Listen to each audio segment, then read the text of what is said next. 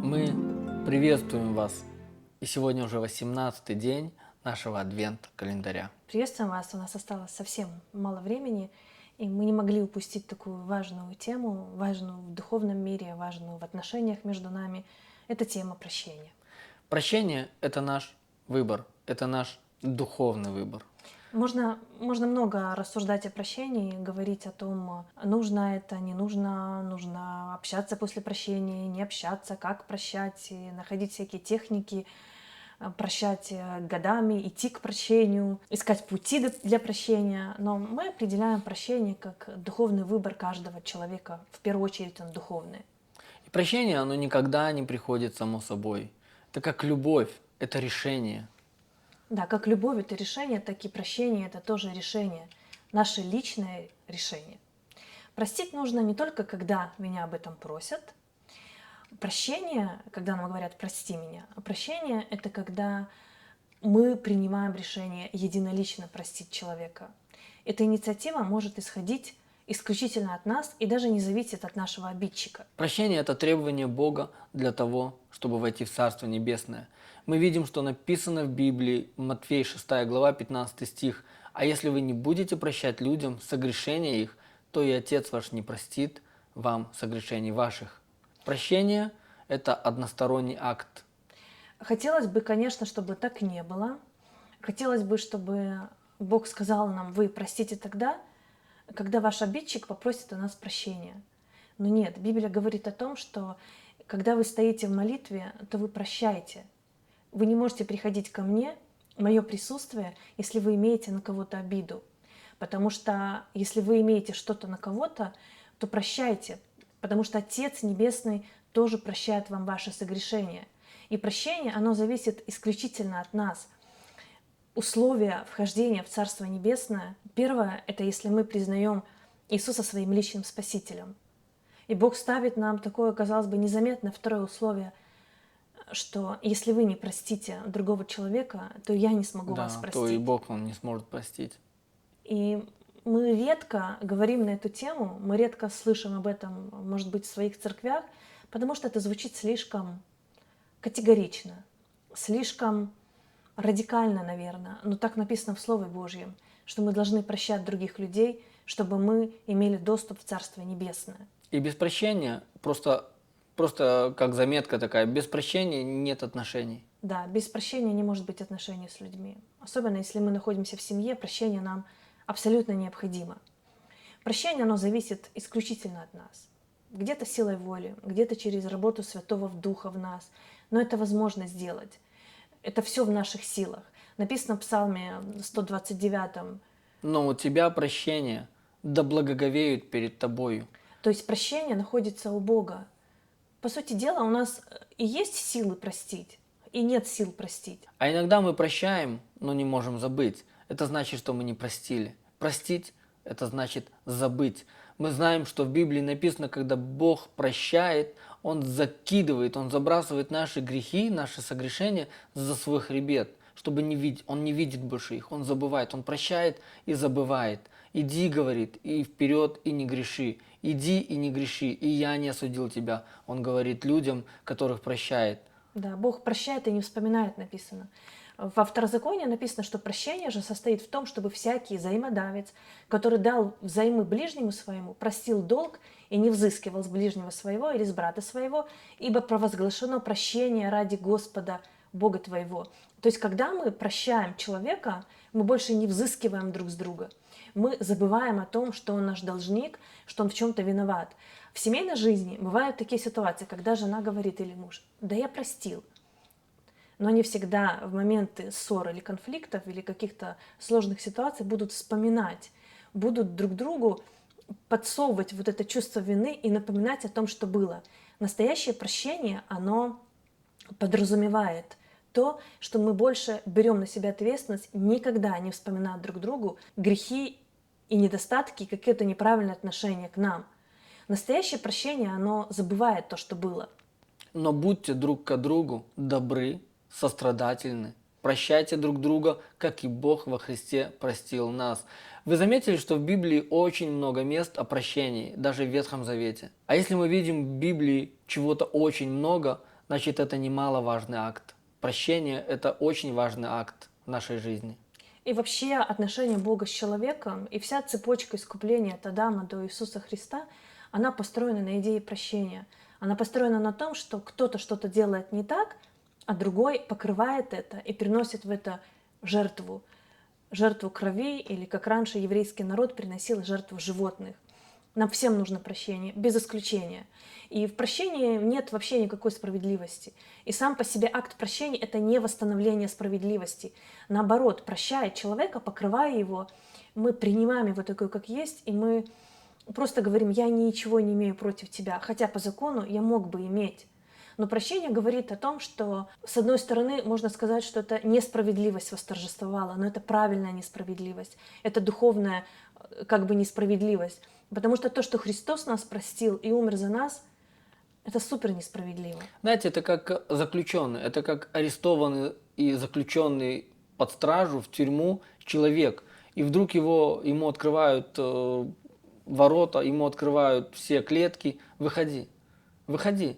Как? Весь мир будет кричать: это несправедливо. Твои близкие могут кричать: это несправедливо. Ты не можешь его простить, он должен измениться, или она должна что-то сделать, или еще что-то. Мир не прощает. И мир, он не может понять тебя, когда ты прощаешь. Поэтому Библия говорит, что прощение – это не восстановление справедливости. Прощение – это покрытие, это милость. К другому человеку. Для чего мы прощаем? Зачем нам прощение? Мы прощаем в первую очередь для того, чтобы не судить человека, как этого требует Библия. Не судите, да не судимы будете. Пока мы живем вне прощения, мы судим другого человека, мы прокручиваем эти негативные мысли, мы думаем о нем, мы выносим какие-то суждения. И мы не должны жить в таком. Мы прощаем для того, чтобы быть свободными. Второе, для чего мы прощаем, это чтобы изменить свое отношение к другому человеку, чтобы жить в любви, чтобы строить с ним отношения. Когда мы не прощаем человека, мы связываем его, мы держим его. И это духовная вещь. Написано, что вы свяжете на земле, то будет связано на небесах. Говорится даже о таких вещах. Потому что когда мы держим человека в должниках себе, когда он не прав по отношению к нам, и он имеет что-то против нас, а мы имеем что-то против него, мы не свободны в духовном мире. Мы должны делать все возможное со своей стороны, чтобы быть в мире. И даже если другой человек, он не собирается нас простить, это будет исключительно его проблема. С нашей стороны мы должны идти по пути прощения, мы должны делать все возможное, чтобы простить. И отношения в семье – это место, это почва, где рождается больше всего обид. Потому что чем ближе отношения, тем больше поводов для обид, тем больше соблазнов для того, чтобы выискивать какие-то причины обижаться друг на друга и жить в непрощении. Подводя итог. Прощение Да. – это наше решение, и оно может быть односторонним. Простить – это значит забыть, закрыть душевную рану. Даже если мы продолжаем помнить, мы не можем абсолютно вычеркнуть со своей памяти события жизни, которые у нас были. Но в чем состоит слово «забыть»? Когда мы прощаем человека, мы заживляем нашу рану. И когда что-то чего-то коснется, наша рана, она не бередит, она нам не болит. Мы нормально реагируем. Мы не вспыляем, мы не осуждаем, мы не кричим, нам не болит, мы здоровы, мы исцелены во имя Иисуса. И поэтому, когда мы говорим о том, что мы забываем, это значит, что даже когда мы вспоминаем об этом, оно нам как-то ровно, нас это не касается больше. И прощение – это не восстановление справедливости. Прощение – это освобождение от какого-то большого груза и от обиды. Знаете, как говорят иногда, что непрощение – это как чемодан без ручки, и выбросить жалко, и нести неудобно. И следующий момент, что мое прощение решает, простит ли меня Бог. Мы можем соглашаться с этой фразой или не соглашаться, но Иисус говорит о том, что когда вы приходите в мое присутствие, прощайте, как и я простил вас. И мы молимся молитвой «Отче наш», и мы говорим: прости нам, как и мы прощаем наших должников. А если мы не прощаем наших должников, как Бог может нас простить? И прощение – это отказ от суда над другим человеком. Прощая другого человека, мы его перестаем судить, и мы перестаем о нем говорить, что он такой, что он вот как он поступил, вот как он сделал. Мы простили, забыли, и прощение – это освобождение от суда. Прощение – это проявление любви, а не слабости. Все знают, что чтобы простить, нужна очень большая сила, духовная, душевная сила. И есть случаи, когда действительно простить очень-очень сложно. Есть люди, которые предают нас, обманывают, которые поступают несправедливо по отношению к нам. И, может быть, эти люди делают это каждый день, часто и уже многие годы. Но это не значит, что мы не можем и не должны их прощать. И прощение не снимает ответственности разобраться в ситуации и решить проблему неправильного поведения человека. Это не значит, что мы должны забыть все, закрыться в комнате и махнуть рукой и сказать, ну это просто человек такой. Да, я его простил, все, ну что тут такого, уже все. И мы должны, конечно же, разбираться, что произошло, почему произошло, как произошло. Мы должны разбираться, мы должны выносить какую-то ясность, мы должны идти на контакт с человеком.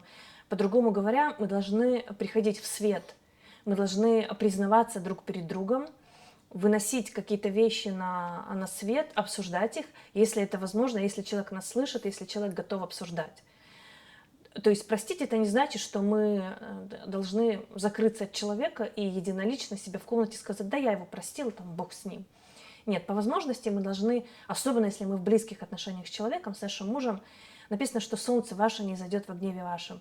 Да, то есть мы должны до того, как зайдет солнце, разобраться и поговорить, чего бы нам это ни стоило, друг с другом. У нас с Мариной выработалась такая уже добрая привычка. Мы никогда не ложимся спать, если у нас какое-то недопонимание. Мы всегда Стараемся. разбираемся. Мы всегда, наверное, 99,9%, что мы перед тем, как мы засыпаем, мы разбираемся. Мы всегда засыпаем в мире. Это важные вещи. То есть прощение, оно требует ответственности за проступки, нашей личной ответственности, если мы кого-то обидели. А с ответственностью другого человека будет разбираться Бог. Знаете, как часто получается, что, может быть, прощение – это как для женщины непомытая посуда вечером. Она просыпается в грязную посуду, и это очень тяжело воспринимать душевно как-то, и женщине это тяжело. Так вот, непрощение – это как непомытая посуда. Да, хороший образ. То есть прощение, оно требует ответственности от каждого, но оно не требует наказания с нашей стороны. Бог будет разбираться с каждым человеком сам. Написано «мне отмщение», говорит Господь. Мы, прощая, как во Второзаконии, в том отрывке, мы, как взаимодавцы, мы прощаем, но мы не требуем наказания. Это уже не наше дело, как Бог будет разбираться с этим человеком. Мы призываем вас, каждого, и мужа, и жену, прощайте. Не в смысле прощайте, а в смысле прощайте. Прощайте друг друга. Не прощайтесь, а прощайте. И будьте всегда бдительны, когда обида подкрадывается к вам, она всегда будет подкрадываться. Особенно если вы долгое время в браке, и у вас уже есть такой опыт семейной жизни за плечами, и есть уже много-много событий, много чего вспомнить общего, и хорошее, и плохое. И если мы не прощаем, то этот багаж негативных моментов, он будет с нами идти в нашу будущую жизнь год за годом, и оттуда можно будет доставать и доставать много чего, и хорошего, и плохого. И мы должны уметь вырабатывать в себе вот этот навык прощать и забывать. Для чего? Чтобы мы могли быть свободны, чтобы мы не связывали друг друга какими-то обидами, чтобы мы могли этот чемодан вообще где-то там оставить и забыть, и никогда не доставать оттуда вот эти, как говорится, скелеты в шкафу, чтобы мы были свободны перед Богом и друг перед другом. Да, поэтому прощайте, не прощайтесь, а прощайте. А мы сегодня с вами прощаемся и ждем с нетерпением завтрашнего дня. До завтра.